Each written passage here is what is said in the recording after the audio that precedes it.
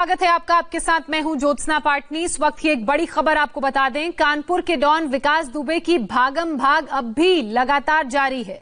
8 police वालों का कातिल गैंगस्टर विकास दुबे शूटआउट के 60 घंटे बाद भी आजाद घूम रहा है।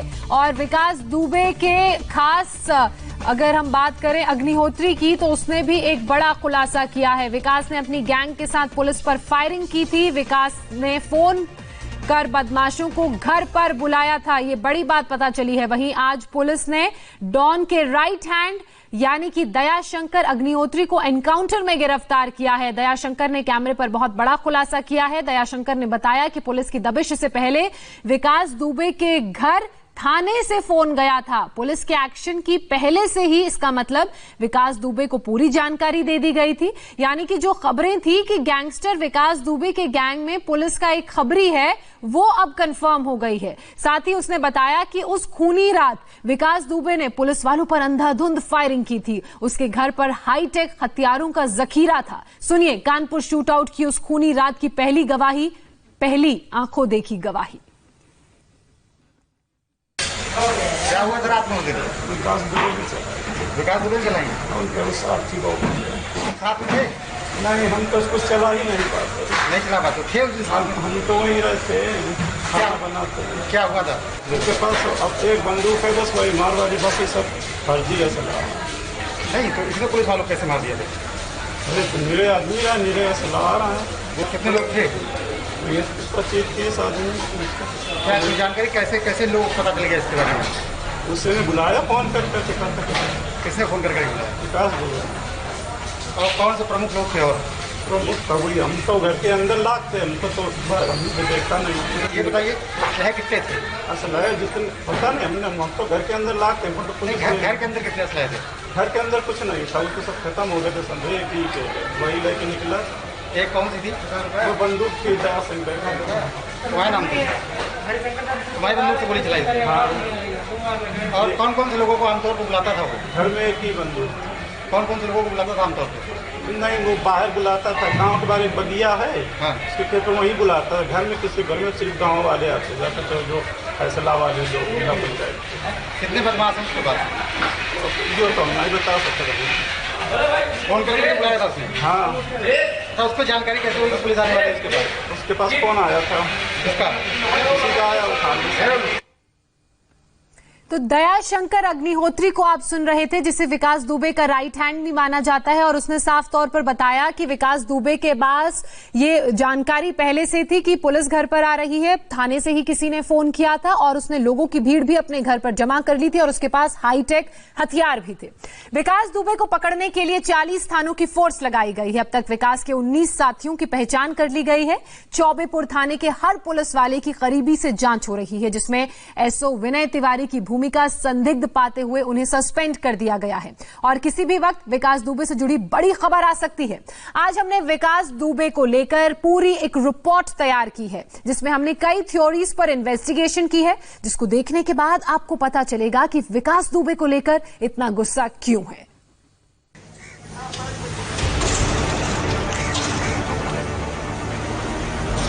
जुर्म जब हद से गुजर जाता है तो अंजाम ऐसा ही होता है। बड़ा गुमान था बिकरू के रावण को अपनी लंका पर। यहीं से छिपकर 8 पुलिस वालों को मारा था इस गैंगस्टर ने। आज वो भागा भागा फिर रहा है, पुलिस से जान बचाने के लिए छिप रहा है। भले ही वो अभी तक पकड़ा न गया हो, लेकिन योगी सरकार ने मैसेज क्लियर दे दिया है, जहां भी होगा बचेगा नहीं। विकास दुबे ने जो जो गुनाह किए हैं, एक एक का हिसाब उसको देना होगा। मुख्यमंत्री योगी आदित्यनाथ ने साफ संदेश दे दिया था कि विकास दुबे ने एक बड़ा गुनाह किया है और उसे उस गुनाह की सजा भी भुगतनी होगी। कैसे क्या करना है, पुलिस को कैसे कड़ी कार्रवाई करनी है, इसको लेकर के जरूरी इंस्ट्रक्शंस पुलिस महकमे को दे दिए गए हैं। किसी को खबर तक नहीं थी कि योगी सरकार इतना बड़ा एक्शन लेने जा रही है, लेकिन प्लानिंग हो चुकी थी। इस दुर्दांत हत्यारे को इसके दुस्साहस का जवाब देना था। पहली चोट की गई रावण की लंका पर। दोपहर 1 बजे से शुरू हुआ ऑपरेशन पाप के किले को 3 बजे तक ध्वस्त कर दिया गया। उसी गांव के सामने जहां से विकास दुबे ने अपराध की ABCD सीखी। पुलिस और प्रशासन में इस बात को लेकर के, इस हत्याकांड को लेकर के कितना ज्यादा गुस्सा है, ये तस्वीरें उसकी गवाह हैं। विकास दुबे से जुड़ी हुई हर एक चीज को यहां पर अब मिटा दिया गया है। फर्क सिर्फ चंद घंटों का है, लेकिन इन चंद घंटों में पूरी तस्वीर बदल चुकी है। 2 जुलाई की रात में विकास दुबे ने 8 पुलिस वालों के साथ जो हैवानियत की, उसका यह आक्रोश है। कैसे नेस्तनाबूद हुआ विकास दुबे के टेरर का ये टापू, उसको समझने के लिए इन दोनों तस्वीरों को देखना जरूरी है। ये वही JCB है जो 8 पुलिस वालों की मौत की वजह बनी। आज उसी JCB से विकास दुबे के दम को प्रशासन ने जमीन तले रौंद दिया। इसी छत से विकास दुबे के गुर्गों ने पुलिस वालों पर गोलियां चलाई थी। आज उस छत का नामो निशान मिटा दिया गया। 12 से 14 फीट ऊंची ये वही 4 दीवारी है जिसके भीतर जाने कितने गुनाह की कहानियां लिखी विकास दुबे ने। अच्छी बात यह है कि अब न घर है और न ये बाउंड्री। पहला हिसाब पुलिस ने चुकता कर दिया। महंगी महंगी गाड़ियों पर चलना इसका शौक था। आज पुलिस ने उसकी शानो शौकत की तमाम हेकड़ी निकाल दी। अपराधियों के साथ कैसा सलूक करना है, मैसेज दिया जा चुका है।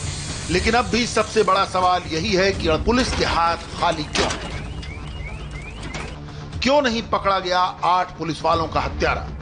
इंडिया टीवी को मिली जानकारी के मुताबिक पुलिस बहुत फूंक फूंक कर कदम रख रही है, जिसकी वजह है विकास दुबे के मुखबिर। आशंका है कि पुलिस के लोग भी भेदिया हो सकते हैं। विकास को पकड़ने के लिए यूपी पुलिस की कई टीमें छापामारी कर रही हैं। करीब 20 टीमें अलग अलग जिलों में दबिश दे रही हैं। ये वो जगहें हैं जहां पर विकास दुबे के रिश्तेदार और परिचित रहते हैं। अब तक 12 और लोगों को हिरासत में लिया गया है, जिनसे पूछताछ की जा रही है। इन सबको पुलिस ने मोबाइल कॉल डिटेल के आधार पर उठाया है। दरअसल इन लोगों से विकास दुबे की घटना से पहले 24 घंटों के दौरान बात हुई थी। विकास की कॉल डिटेल में कुछ पुलिस वालों का नंबर भी आया है। पुलिस के लिए इस मामले में इन्वेस्टिगेशन को आगे बढ़ाने में सबसे बड़ी चुनौती यह है कि पुलिस के लोगों पे भी इस मामले में आरोप लगा है। यही वजह है कि STF ने कई पुलिसकर्मियों से घंटों पूछताछ भी की है और जांच के बाद SO चौबेपुर को इस मामले में सस्पेंड भी किया जा चुका है। लेकिन जब तक इस पूरे मामले में जांच कंप्लीट नहीं हो जाती, इन्वेस्टिगेशन कंप्लीट नहीं हो जाता, तब तक इस मामले का दूध का दूध और पानी का पानी सामने नहीं आ सकेगा। मुखबिरी की आशंका के बाद इस एंगल पर भी जांच जारी है। क्या रेड की सूचना विकास को किसी पुलिस वाले ने ही दी? STF ने SO चौबेपुर, विनय तिवारी और कुछ पुलिस वालों से पूछताछ की है। इनकी भूमिका को संदिग्ध मानते हुए विनय तिवारी को सस्पेंड कर दिया गया है। फिरौती और रंगदारी से करोड़ों अरबों की संपत्ति बनाने वाले विकास दुबे के सभी बैंक खातों को जब्त करने की तैयारी हो रही है। हिस्ट्री शीटर विकास दुबे की गिरफ्तारी के लिए पुलिस की 20 से ज्यादा टीमें दिन रात लगातार काम कर रही हैं और पुलिस की 500 से ज्यादा सदस्य इस पूरी छापेमारी में लगातार दिन रात एक किए हुए हैं। इस बीच खबर यह भी है कि प्रशासन ने विकास दुबे से जुड़े हुए हर एक अकाउंट्स की डिटेल खंगाल ली है, जिसके जरिए विकास ट्रांजैक्शंस को अंजाम देता था। अब प्रशासन का अगला कदम घर की कार्रवाई के बाद उसके बैंक अकाउंट्स और उसकी प्रॉपर्टीज पे है, ताकि इनको अटैच करने के बाद विकास दुबे की कमर को और भी आर्थिक तरीके से तोड़ा जा सके। चारों ओर से विकास दुबे पर शिकंजा कसा जा रहा है, लेकिन कई सवाल ऐसे हैं जिनका जवाब इस हत्याकांड के कई पेच सुलझा सकता है। सवाल नंबर 1, पुलिस रेड की सूचना के बाद भी विकास भागा क्यों नहीं? सवाल नंबर 2, क्यों पुलिस वालों को सबक सिखाने के लिए इंतजार करता रहा? सवाल नंबर 3, 8 पुलिस वालों के मास मर्डर के पीछे उसकी मंशा क्या थी? लेकिन इन सवालों के जवाब तभी मिल पाएंगे जब बिकरू का डॉन विकास दुबे पुलिस के हत्थे चढ़ेगा। फिलहाल पुलिस के हाथ अभी तक खाली हैं। इंडिया टीवी को जो जानकारी मिली है उसके हिसाब से विकास दुबे की आखिरी लोकेशन औरैया थी। एक संभावना यह भी है कि वो बीहड़ में छिपा हो सकता है। दूसरी संभावना यह है कि वो नेपाल भाग गया हो। इतने अलर्ट के बाद पुलिस ने लखीमपुर खीरी में भारत नेपाल सीमा पर सुरक्षा बढ़ा दी। बिकरू गांव में हत्याकांड को अंजाम देने के बाद जो एसटीएफ को विकास दुबे की लोकेशन मिली थी, उसके मुताबिक वो यहां से भागने के बाद सबसे पहले औरैया गया था और उसकी अगली लोकेशन औरैया के बीहड़ गांव भी हो सकते हैं और सूत्र ये भी बता रहे हैं कि उसकी लोकेशन नेपाल में भी हो सकती है।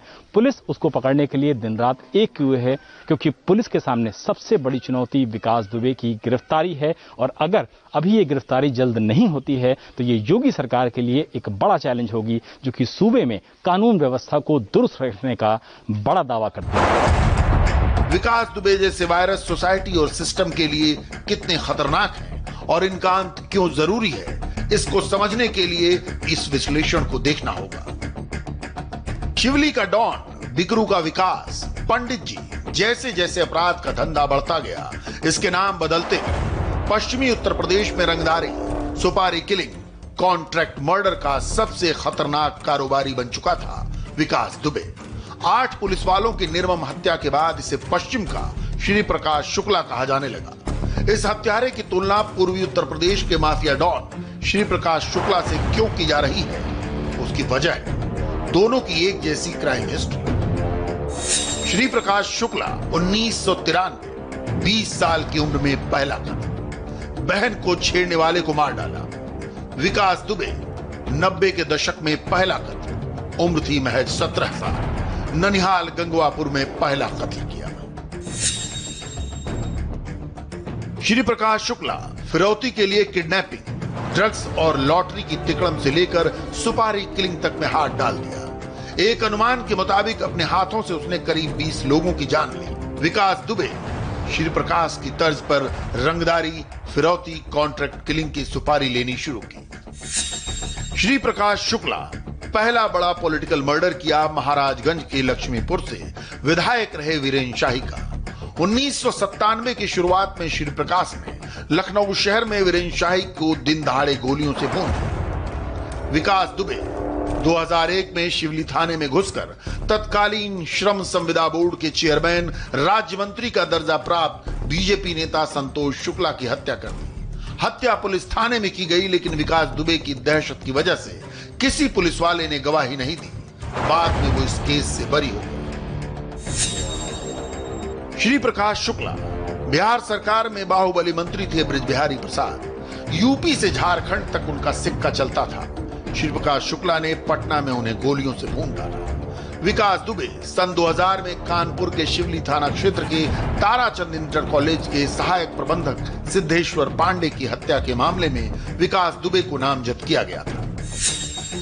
श्री प्रकाश शुक्ला के पाप का घड़ा तब भर गया जब यूपी के सीएम कल्याण सिंह की सुपारी की खबर फैली। 6 करोड़ रुपए में सीएम की सुपारी लेने की खबर यूपी पुलिस की एसटीएफ के लिए बॉम्ब गिरने जैसी थी, जिसके बाद पुलिस सुपर एक्टिव हुई और एनकाउंटर में श्री प्रकाश शुक्ला मारा गया। विकास दुबे 8 पुलिस वालों की हत्या के बाद विकास दुबे के भी पाप का घड़ा भर गया है, जिसकी सजा कब और कैसे मिलेगी ये पुलिस और कानून तय करेगा। तो गैंगस्टर विकास दुबे की क्राइम फाइल को जब चेक किया गया तो उसमें उसके कई ऐसे गुनाह दर्ज थे जो हैरान करने वाले थे। विकास दुबे 17 साल की उम्र में ही अपने गांव में एक युवक को गोलियों से भून चुका है। उसकी हिम्मत इतनी बढ़ गई थी कि वो थाने में दिन दहाड़े दर्जा प्राप्त मंत्री को मार डालते नजर आया। इन्हीं वारदातों के बाद विकास दुबे के नाम का सिक्का चलने लगा। मर्डर, किडनैपिंग, दंगा, डकैती, लूटपाट, वसूली और जमीन पर कब्जा। चौबेपुर थाने की क्राइम फाइल के हर दूसरे पन्ने पर बिकरू के विकास दुबे की अपराध कथा मौजूद है। आतंक और दहशत के पर्याय विकास दुबे के खिलाफ 60 केस दर्ज हैं। यानी 50 साल के विकास दुबे ने उम्र का जितना लंबा सफर तय नहीं किया, उससे ज्यादा वारदात को अंजाम दिया। मोस्ट वांटेड विकास दुबे के खौफ का आलम यह है, कानपुर से लेकर इलाहाबाद और गोरखपुर तक में इसके खिलाफ जिसकी जुबान खुलती उसे मौत के घाट उतार दिया जाता। 30 सालों में विकास दुबे ने अपराध का ऐसा साम्राज्य खड़ा कर दिया जिसके सामने पूरा सिस्टम बौना दिखने लगा। केस दर्ज होता, गिरफ्तारी होती और कुछ ही दिनों में जेल की सलाखों से छाती चौड़ी करके बाहर निकल आता, क्योंकि उसके खिलाफ पुलिस न सबूत जुटा पाती, न उसके खिलाफ गवाह। कानून उसके लिए खिलवाड़ बन गया। बिकरू गांव उसका बंधक और चौबेपुर थाना उसके अपराध का एपिसेंटर। अपराध की दुनिया में अब उसका सिक्का चलता। उसके किलेनुमा घर की देहरी लोगों के लिए डर और भय की मिसाल बन गई। हनक ऐसी कि फेसबुक पर विकास दुबे का पेज बन जाता है, 1000 फॉलोअर्स बन जाते हैं।